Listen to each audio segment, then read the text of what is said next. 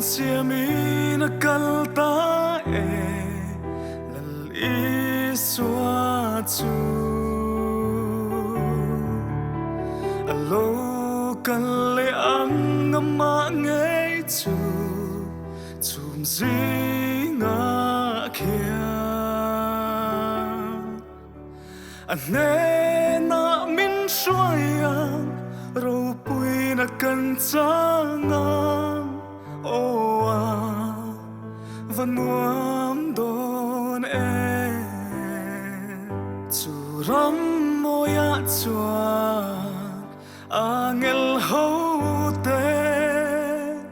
lim zayan vore an on nei zong nen mi huai kal ta te lam môi an rem về khen về hun ô càng ngạc lệ ô Isu iram cả khen về hun na chuan lệ nun reng kan ngai to lo beram no Isu email kan hu hunin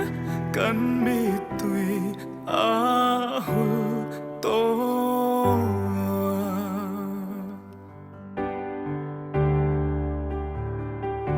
katan suram ma munna om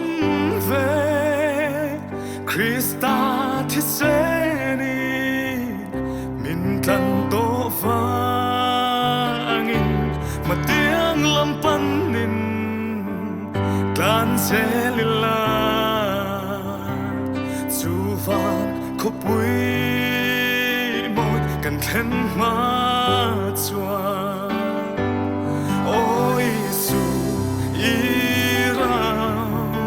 cả khen về hun na chuan lê nun reng kan ngai to lo beram no Isu email kan hu hunin kan mi tui ahul to o ava himom don suram moi kan khen hun chua ma ngai ten nen kan leng to a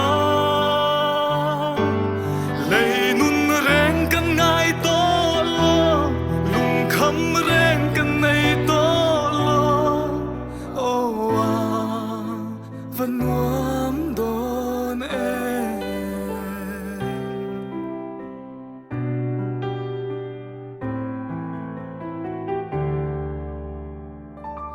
leyarin tu te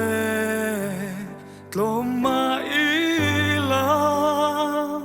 chu van khopuia ti ro pui kan niang he lei she omma tuar na song hi kan lal pa ma lom na la Isu